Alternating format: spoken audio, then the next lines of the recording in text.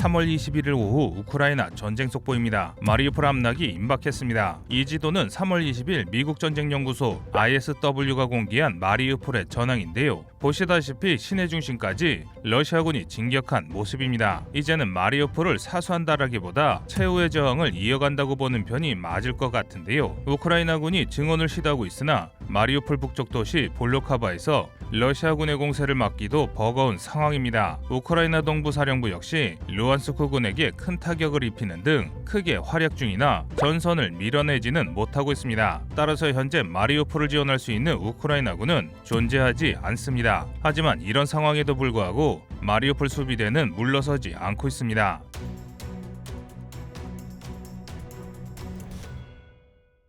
(3월 17일) 이후로 전황이 크게 바뀌지 않은 것이 이를 증명하는데요. 흑해 함대 경비대를 제압하는 등 대전과를 거두고 있습니다. 현재는 마리우폴의 제철소를 중심으로 저항을 이어가고 있는 것으로 보이는데요. 이에 반해 마리우폴에 대한 러시아군의 공세는 형편없습니다. 특히 언론에서 여러 차례 주목됐던 체첸군의 전투력이 굉장히 떨어집니다. 지금부터 보실 영상은 체첸군이 게시한 교전 영상인데요.